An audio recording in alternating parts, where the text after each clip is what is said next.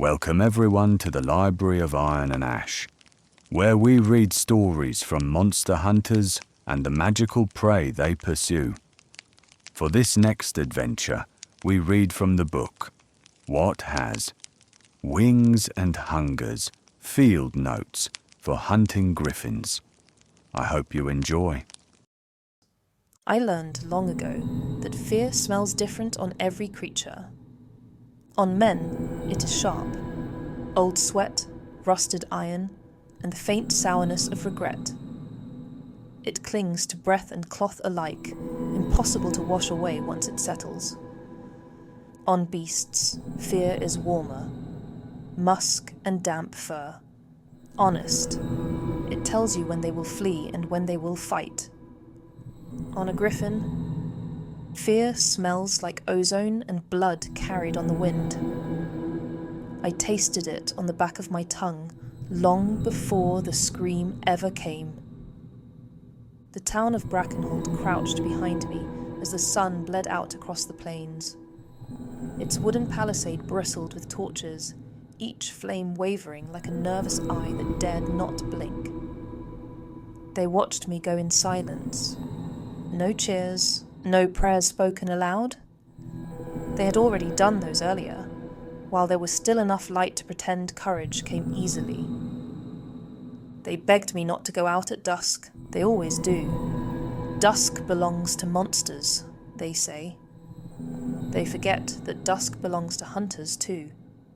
The plains rolled outward in dull gold and grey, broken by stone and old fence posts worn smooth by years of wind.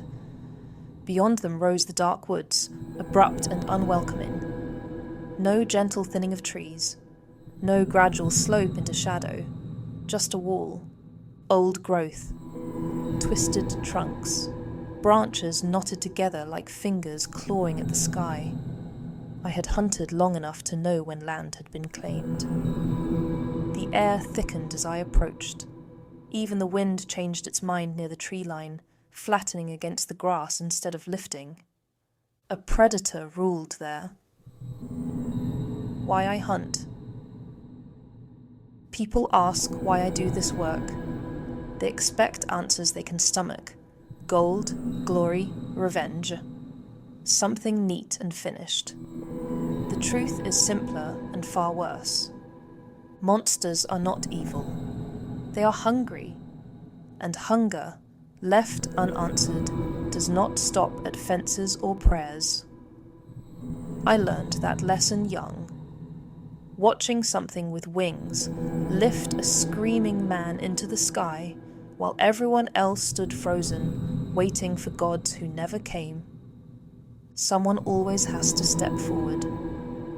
Sometimes that someone is me. Silence.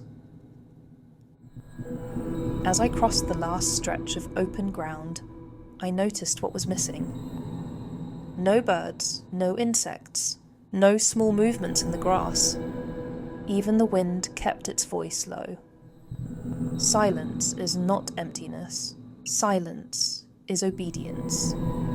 At the forest's edge, I found the horse. Its ribs were split clean, chest hollowed with brutal precision. The neck had been crushed in the dive. Instant death. Merciful, as these things go. I knelt and traced the marks left behind. 4 talons, even spacing, deep, adult, nesting. That made this urgent. Griffins do not overhunt unless mouths wait above. If I failed tonight, Brackenholt would not survive the season. On Griffins. Griffin is not a creature, it is a category. The one haunting Brackenholt was a plains-crowned griffin, broad-winged, heavy-boned, built for open dives and long glides. Its cousins differ. The cliffwood hunts mountains and drops prey from impossible heights. The frostmane survives tundra and snowfields, feathers thick as fur. The dunwing runs heat and distance in the southern wastes. The blackwood variant ambushes from trees, darker and broader-tailed. Mistake one for another, and you end up decorating a nest. The weakness is always the same. The shoulders, where flight meets weight. Preparation. I chose my ground where forest shadow kissed open sky. Carrion first, a goat placed wrong.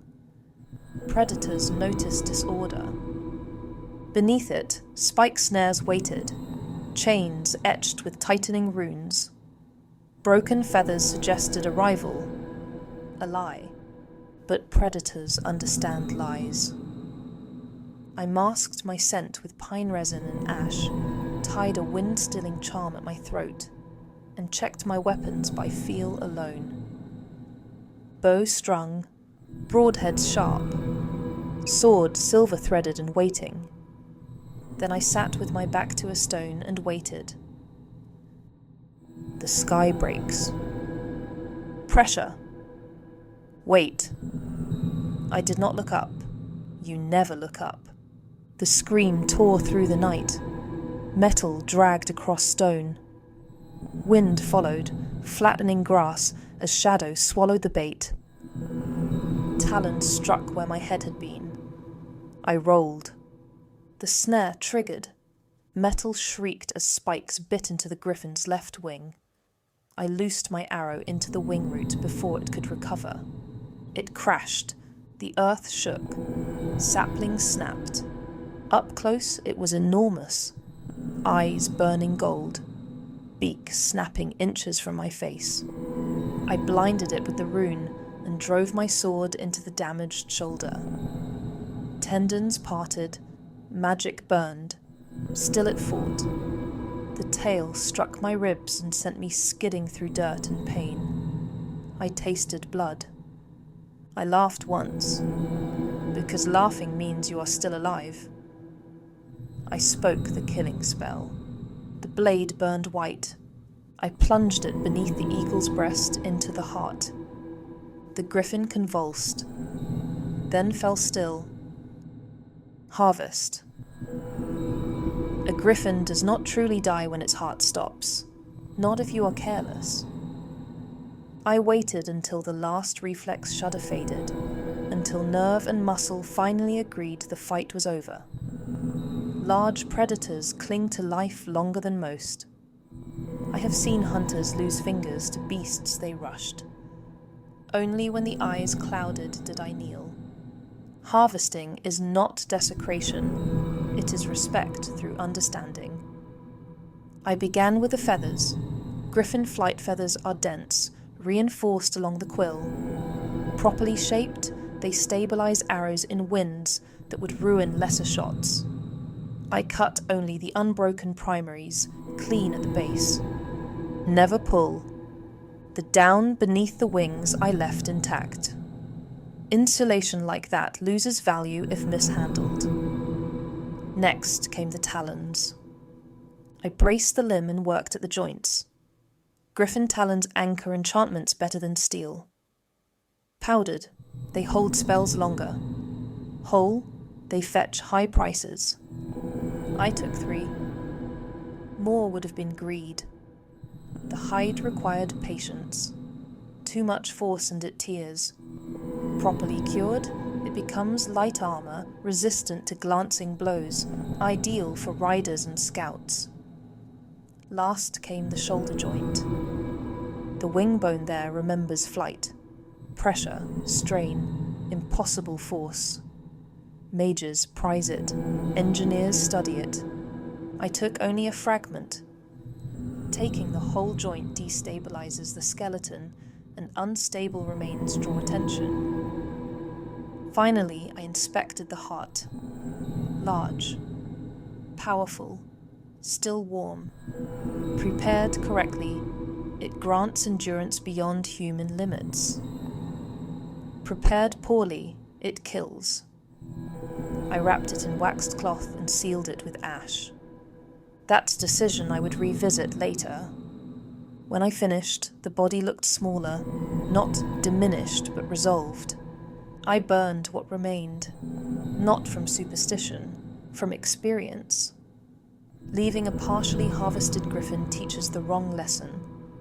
It tells the world that something killed a king of the sky and left meat behind. That is how worse things come looking. Aftermath.